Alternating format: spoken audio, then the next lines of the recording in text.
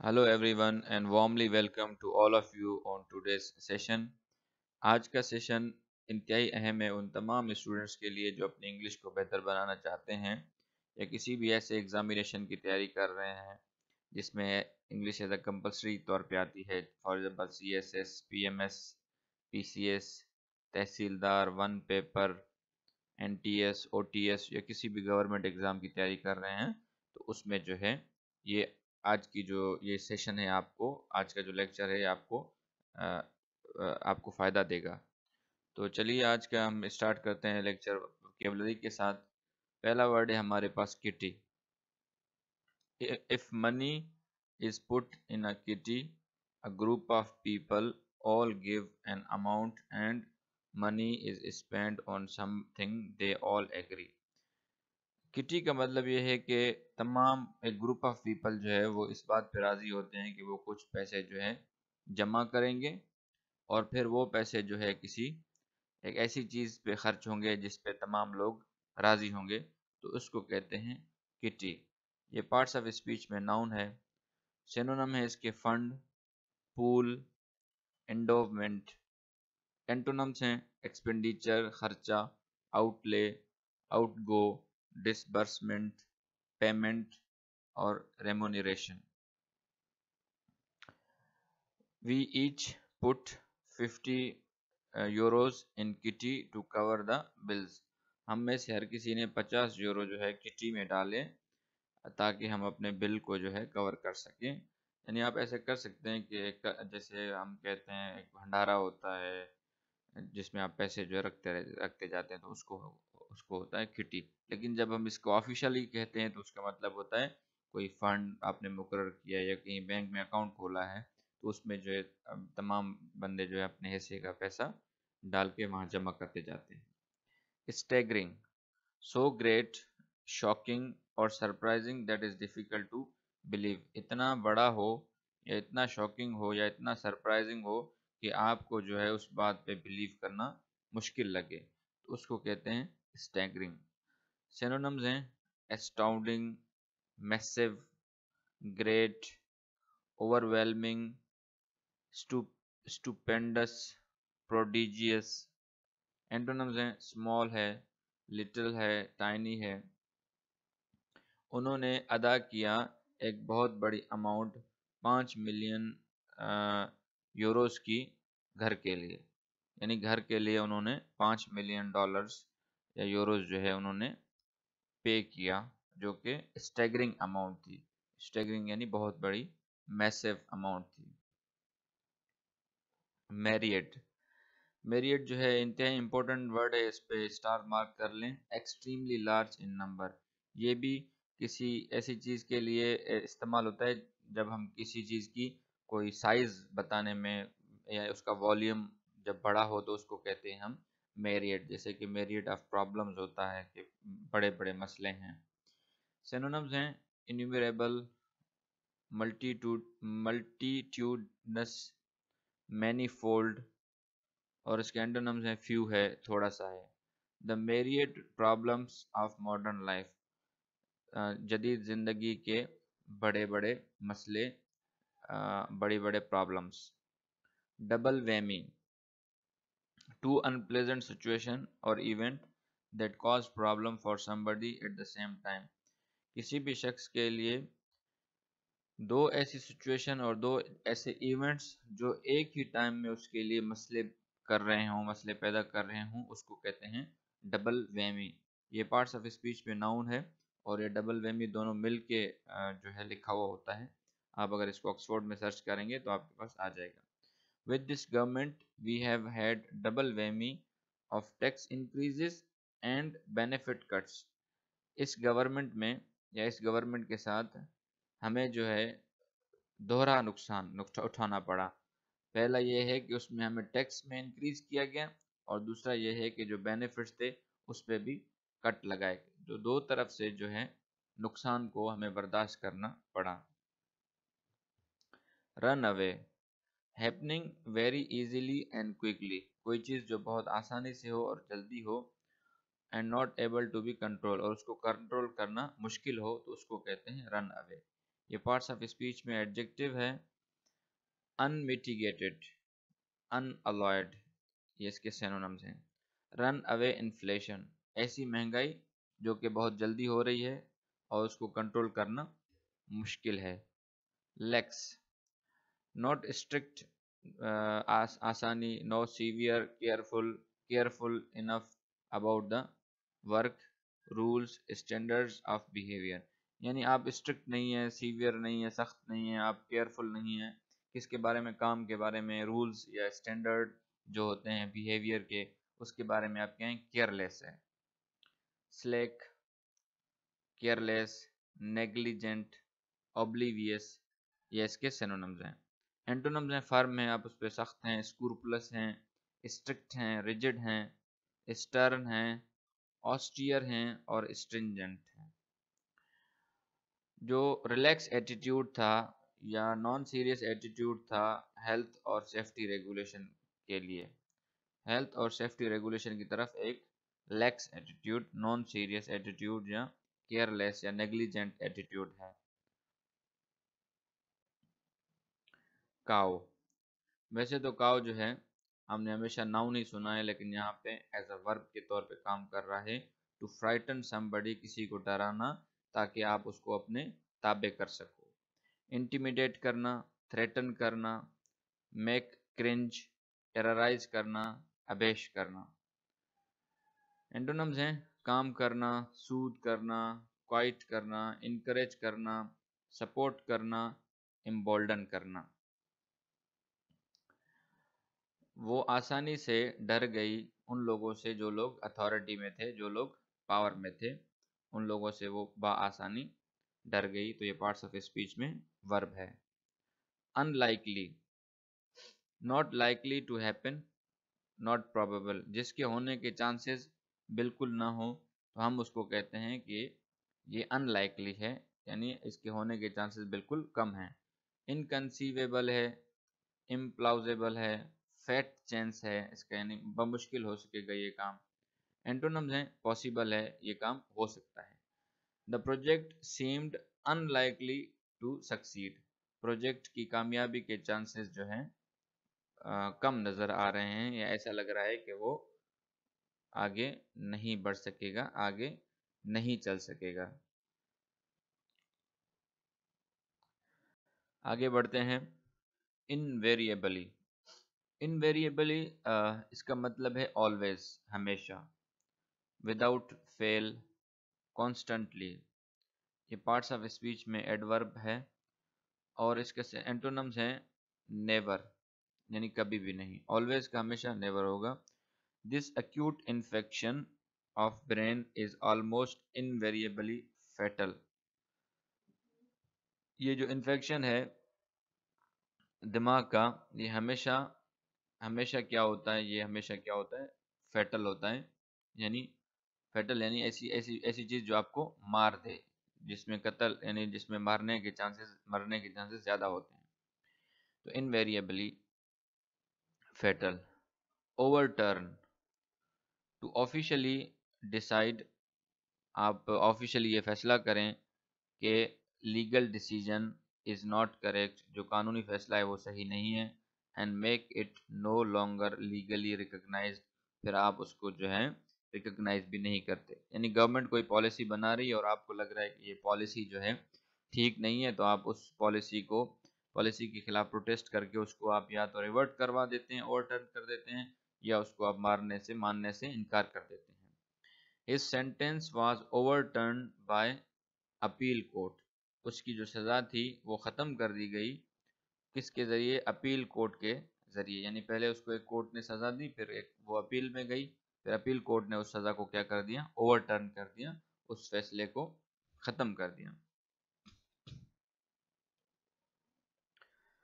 Dystopia, dystopia a very bad और unfair society, एक ऐसा माशरा जहाँ बहुत ज़्यादा, जो माशरा बहुत ज़्यादा बुरा हो, in which there is a lot of suffering, जहाँ पे बहुत ज़्यादा मुश्किलात हों, स्पेशली एन इमेजनरी सोसाइटी, ख़ास करके ये सोसाइटी क्या होती है, ख्वाबों और ख्यालों में होती है या फिल्मों में होती है।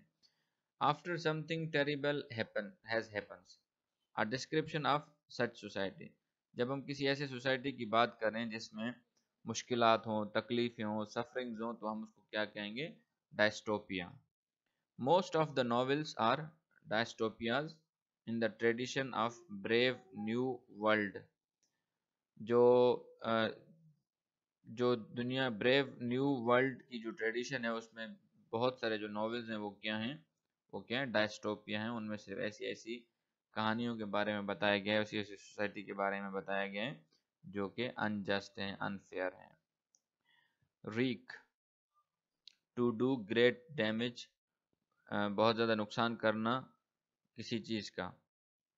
पार्ट्स ऑफ स्पीच में वर्ब है। सिनोनिम्स हैं इन्फ्लिक्ट और वेंट। पॉलिसीज क्या करेंगी? Wreak havoc on the economy, वो मईशत पर बहुत ज़्यादा नुकसान करेंगी, मईशत को बहुत ज़्यादा नुकसान पहुंचाएंगी। ये इसके वोकैबुलरी थे। तो कुछ सिनोनिम्स और कुछ फ्रेजल वर्ब्स और इडियम्स देख लेते हैं। तो हमारे पास एक ही फ्रेजल वर्ब है, वो है get away with. Get away with का मतलब है to steal something and escape with it, कोई चीज़ चोरी कर लेना और उस चीज़ के साथ आप भाग जाएं, उसको कहते हैं get away with. Thieves got away with computer equipments worth 30 US 30,000 US dollars. चोरों ने कंप्यूटर जो है चोरी करके भाग गए, जो कि अमेरिकी अमेरिकी $30,000 के मालियत के बराबर थे। आते हैं आर्टिकल रीडिंग की तरफ। हमारा आज का जो आर्टिकल है वो इंतहाई अहम है, क्योंकि ये गवर्नमेंट की पॉलिसी जो है जिसमें टैक्स के हवाले से बात की जाती है हमेशा कि जी हमारा जो टैक्स नेट है वो बहुत ज़्यादा कम है। तो इसमें ये कहा जाता है कि टैक्सिंग ट्रेडर्स, जो लोग कारोबारी हैं उन पे टैक्स लगाना, और ये टैक्स लगाना बहुत ही इंतहाई मुश्किल है। तो इसमें ये बताएगा कि हुकूमत क्या कर सकती है ताकि अपना जो उनका वो तबका है जो गवर्नमेंट जॉब्स में है उनसे टैक्स कम करके, उन पे टैक्स का बोझ कम करके वो लोग जो कारोबारी हैं उन पे टैक्स लगाया जाए। तो इंतहाई अहम आर्टिकल है, एडिटोरियल है। तो पहले जो है आप, वही हमारा पैटर्न है कि पहले आप रीडिंग करेंगे, तो उसके बाद फिर मैं जो है आप लोगों को समझाऊंगा और उसकी अंडरस्टैंडिंग करवाऊंगा। तो पहले ये एक पैराग्राफ है इसका, आप इसको पहले रीड कर लें। 1 मिनट का टाइम है आप लोगों के पास।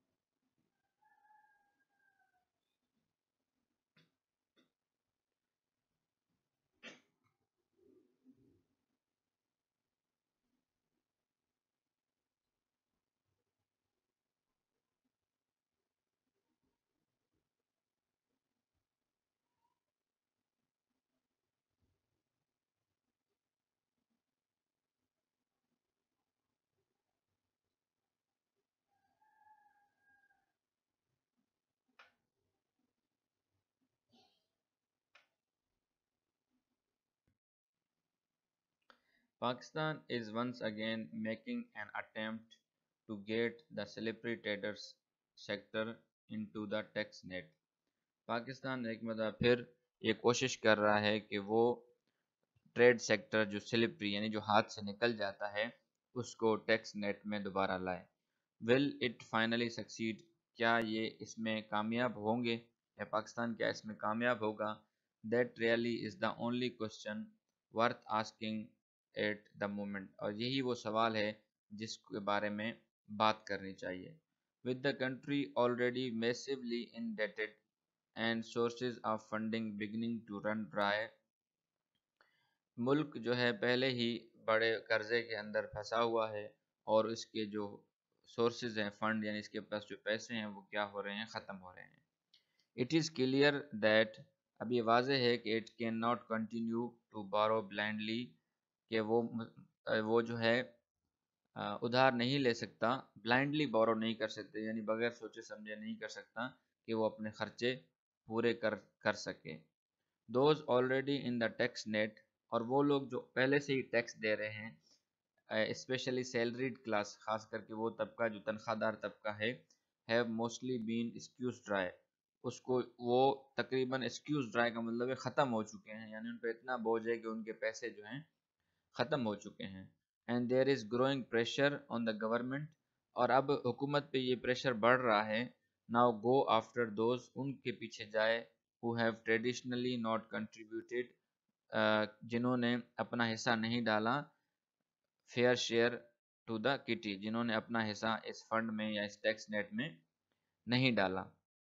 द इम्बैलेंस इज स्ट्रेगरिंग, जो ये फ़र्क है, यानी टैक्स नेट का जो फ़र्क है, ये जो कर्ज़ों का फ़र्क है, वो बढ़ता जा रहा है। सम वुड से क्रिमिनल, और कुछ लोग कहेंगे इस हद तक बढ़ता जा रहा है कि क्रिमिनल हद तक बढ़ता जा रहा है, यानी अब इसके नुकसान ज़्यादा होंगे। According two figures reported in local media में जो फिगर्स रिपोर्ट हुए हैं उनके मुताबिक, compared to 217 billion extracted from salaried class in tax, के सैलरीड क्लास से जो टैक्स कलेक्ट हुआ वो था 217 अरब रुपए ओवर द 8 मंथ्स, पिछले 8 महीनों में, सिंस जुलाई से लेकर। रिटेलर्स कंट्रीब्यूटेड ओनली 11.2 बिलियन, जबकि जो दुकानदार तबका है या जो ट्रेडर्स हैं उन्होंने सिर्फ 11 पॉइंट यानी 11.2 अरब जो है रुपए टैक्स में दिए हैं। अब कहाँ पे 217 अरब और कहाँ 11.2 अरब रुपए। द स्टेटस को कैन नॉट बी सस्टेन, ये मजीद नहीं चल सकता। Despite the myriad economic challenges, बड़े माशी मसलों के बावजूद जो मुल्क को दरपेश हैं पिछले 2 सालों से, अब जो ट्रेड सेक्टर है has gotten away with paying almost nothing, वो जो है इस कुछ अदा किए बगैर भाग गया है, और कुछ अदा किए बगैर जो है अपने आप को उसने जान छुड़ा ली है। तो इसमें ये बात कर रहा है, इसकी समरी ये है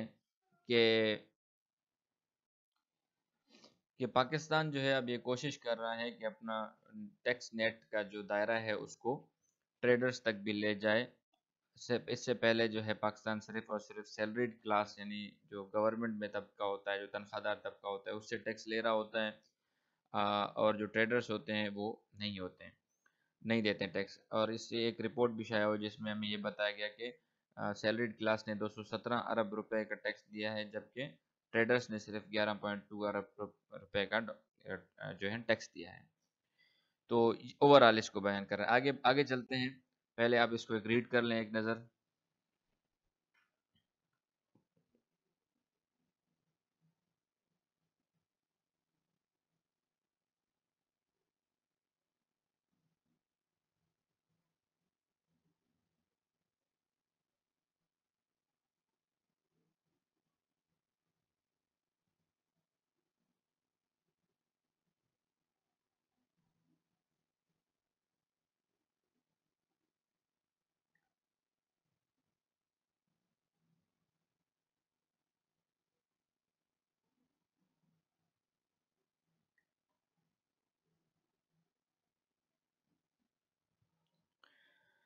मीनवाइल, जबकि the salaried class has been forced to endure the double whammy of being taxed at source on income and having their purchase power eroded by runaway inflation।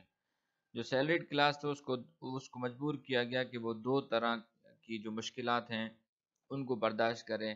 पहली ये है कि उस पे जो है टैक्स लगाया गया जो उसकी इनकम थी, और दूसरा ये है कि उसकी परचेजिंग पावर जो है ख़त्म कर दी गई बढ़ती हुई तेज़ी से बढ़ती हुई महंगाई में।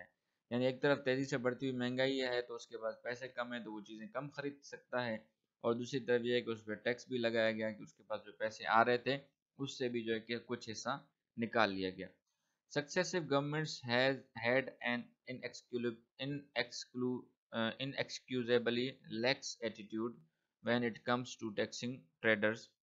जो गवर्नमेंट्स गुजरी हैं उनका जो एटीट्यूड था वो नॉन सीरियस था जब बात आती थी ट्रेडर्स पे टैक्स लगाने की एंड शॉपकीपर्स पे।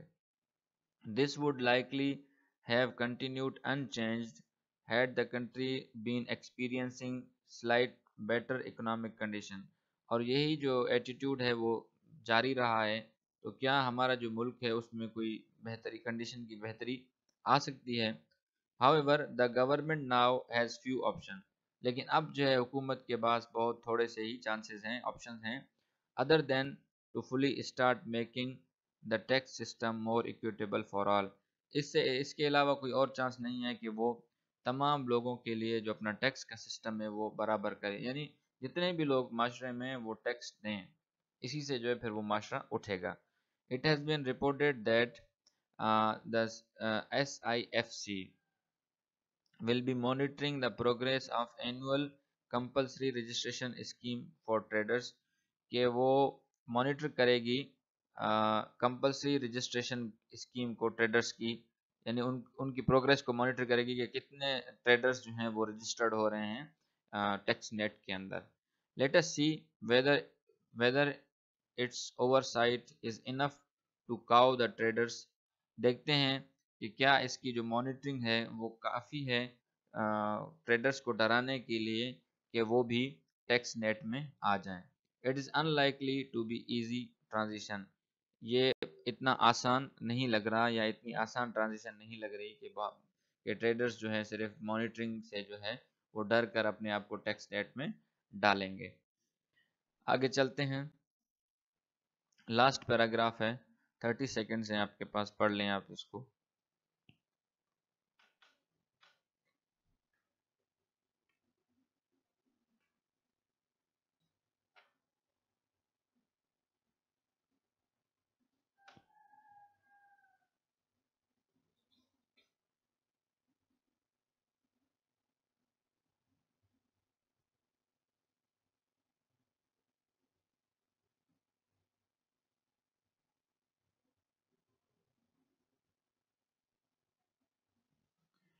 The economy is tight for everyone. मीशत सबके लिए मुश्किल है, इंक्लूडिंग ट्रेडर्स, वो लोग जो ताजिर हैं.